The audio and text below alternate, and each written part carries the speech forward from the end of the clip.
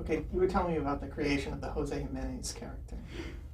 Oh, it's kind of fun. Bill has a meticulous ear. He can imitate most people he hears speak or sing. And our show was in Cuba. I hadn't gone with the show.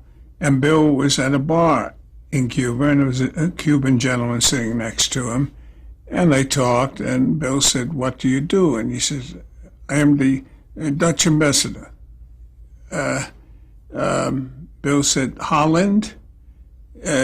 You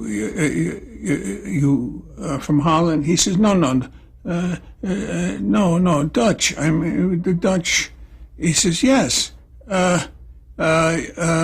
Netherlands." He said, "No, Dutch." He says, "Well, the dikes, the canals." The man says, Dutch, Plymouth, Chrysler." And Jose was born. Yeah. Now, you said that you were the director on the show. What was your relationship with Dwight Hemian? Well, Dwight did the camera work. I did the staging.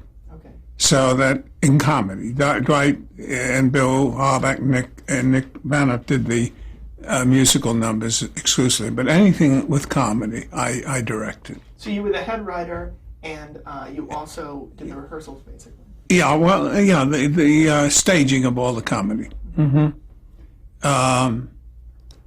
So that they were so skilled in the musical presentations. Sometimes we combined them together. It just came to mind a marvelous moment. We had Esther Williams on the show, and she swam in a pool we had built on stage. And then Steve interviewed her, and he said, "There's something that I've always wondered. Whenever you do a musical number, you do it, of course, to music. Where are the musicians?" He said, "Oh, that's very simple, fellas." And 23 musicians came out of the water with their instruments and formally dressed. A very expensive joke, but one we were willing to do on that show. Can you talk about just a couple of the memorable guests that appeared, such as, say, Nichols and May? Well, we had a very interesting process. On Wednesdays, anybody who wanted to audition for us could call Henry Frankel, who was our booking agent and new talent procurer, and he would decide whether or not they were worthy of auditioning. And among them were Lenny Bruce, Shelley Berman, Igor and H, whom you may have never heard of, but I liked so much we booked them twice and they failed twice. But Igor was Paul Mazursky, then a comic performer. And then we heard of Mike and Elaine, and they auditioned, and I was not there for that audition. And everybody said, "We've signed a marvelous comedy team to appear on the show." And I had a rule that I'd like to see the material on paper before they perform, so that in case I found anything objectionable or something that could improve, I could discuss it with them. And Mike and Elaine's routine came through. It was Mike interviewing a starlet who knew everyone. And pretended to be intimate with people from Einstein to who am I thinking of at the time? The president. And always a pushy philosopher was her description of Einstein. And I read it, and it wasn't particularly funny on paper. And I said, "These people come so working. It's in the performance. It has to be in the performance." So I couldn't wait to see it on our own show. And they were brilliant. It indeed, it again reminds you, everything doesn't have to read funny to be played as first-rate comedy. It's in that interpretation. It was a wedding of material and performance. And so that stood out in my mind. Again, the learning curve, right? It's always something you new occurs on a regular basis. something illuminating, new and illuminating, I then realized I have to judge material differently. Can you talk about the Smothers Brothers being on the show? I certainly could. Okay. You want to go on to anything else? They were a marvelous addition. They were highly, they are what they are. But away from the show, Tom is a very sagacious, wise, mischievous man.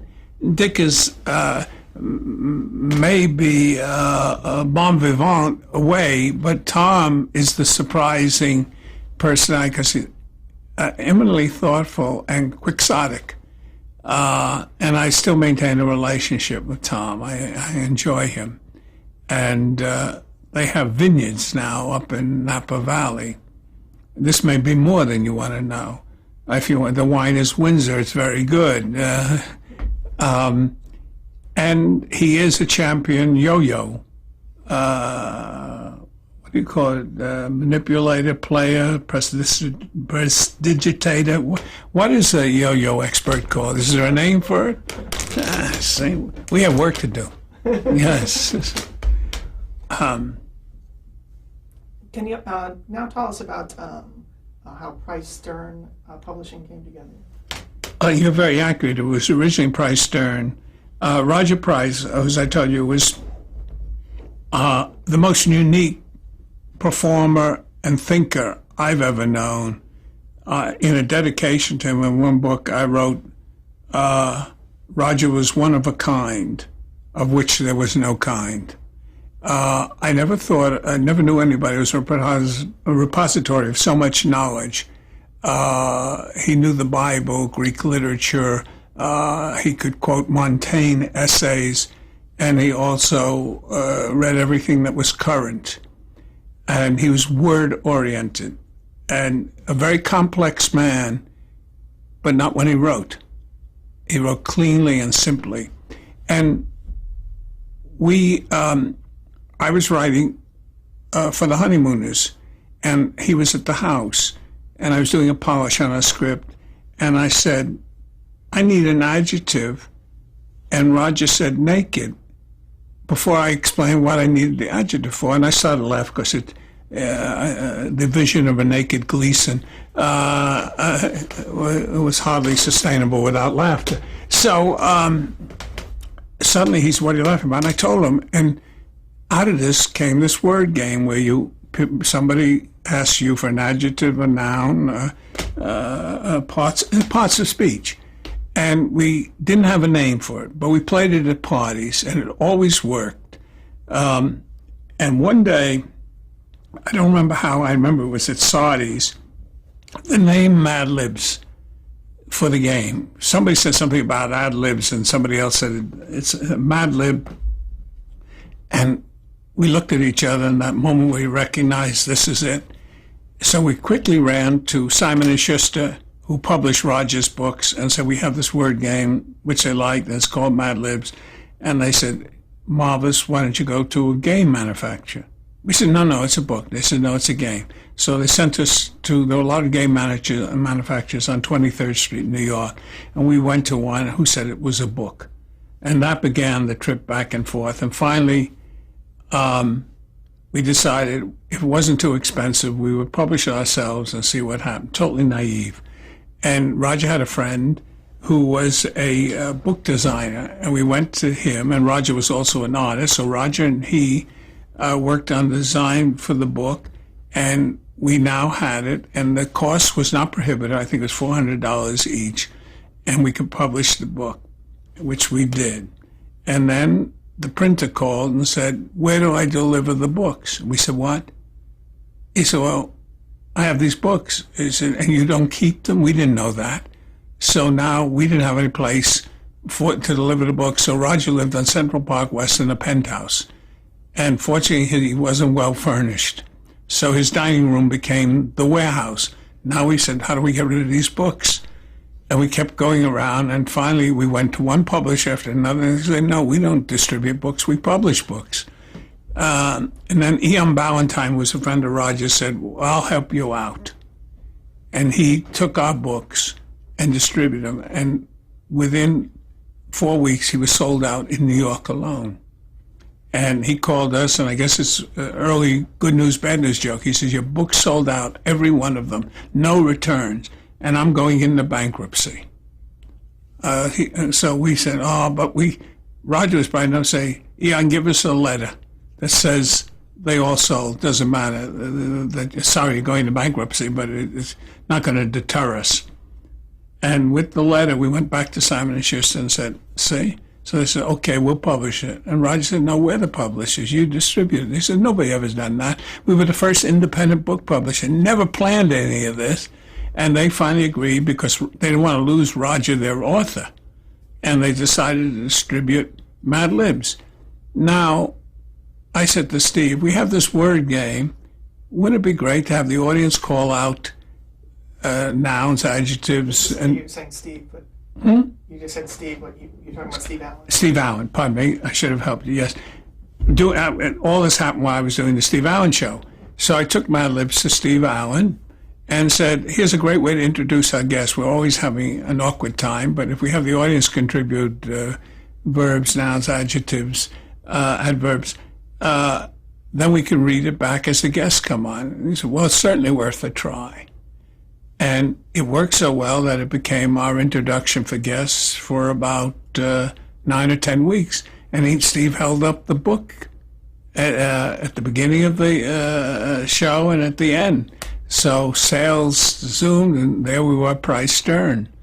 And eventually, Price Stern became Price Stern Sloan when neither Roger or I wanted to continue in the book business. And Larry Sloan, a friend of mine from high school who had worked on the varsity shows with me, was now a publicist, and he said, I'll be happy to continue running if you want. And we said, great.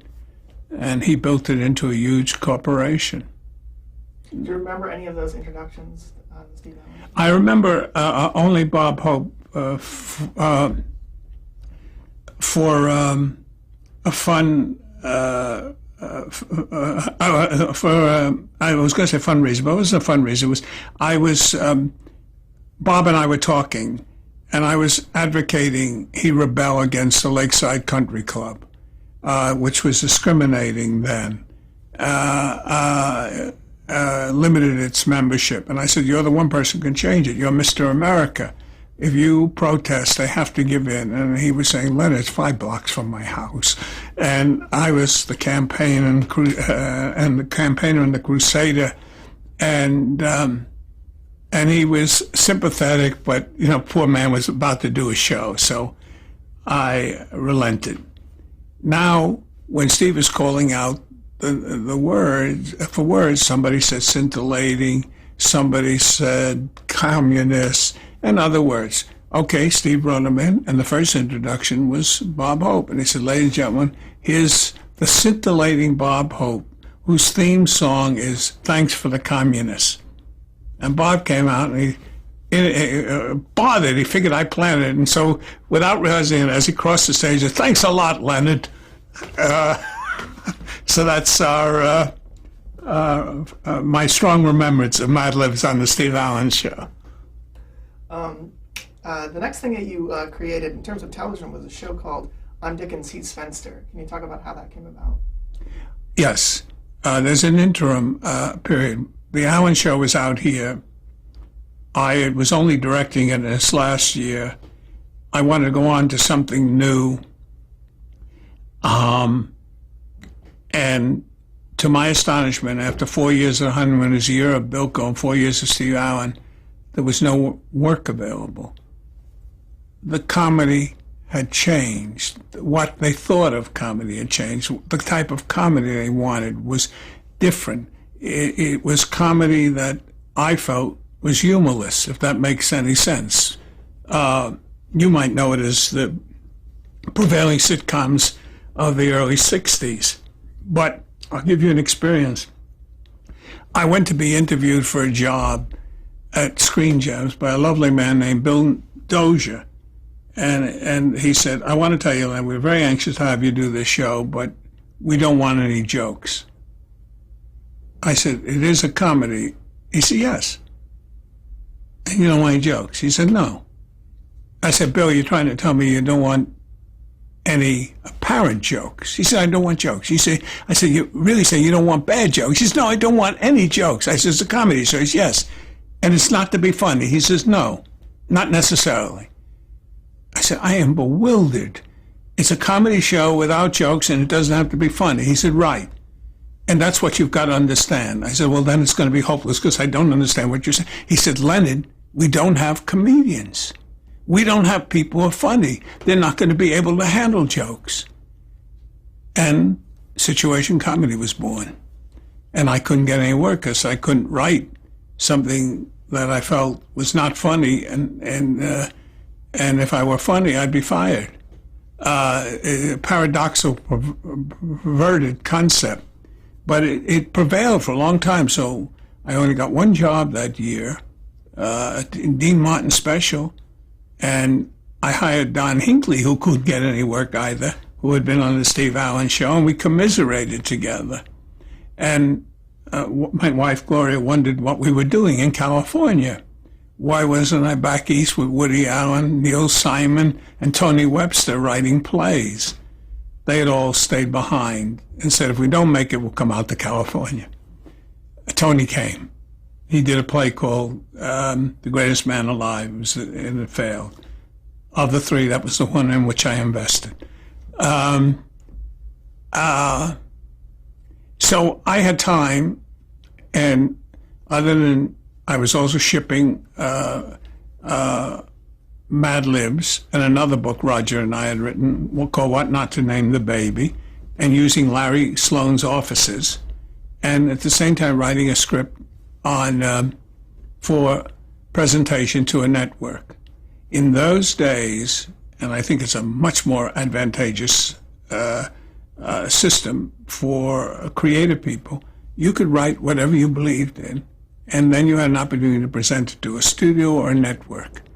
And if they bought it, you were free to develop it.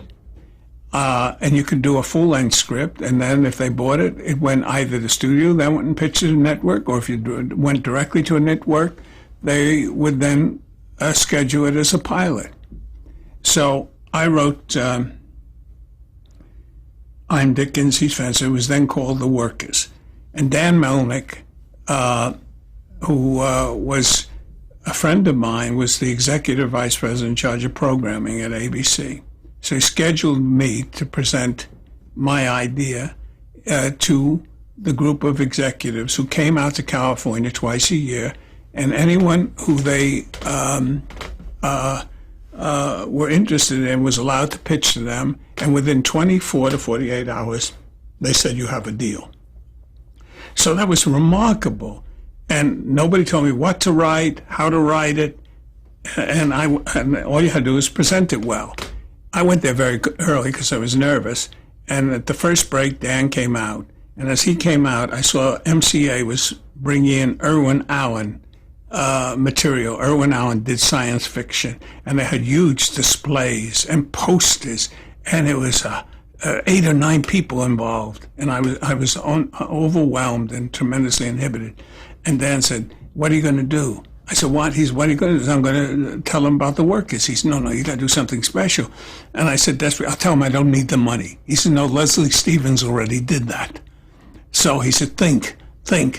And he left to go hear the Irwin Allen presentation. Thank God it was long. And I had about a half hour to think. And when I went in, and it's inhibiting, there were 8 or 9 men, there were no women at that time involved in the network. They were in charge of the network.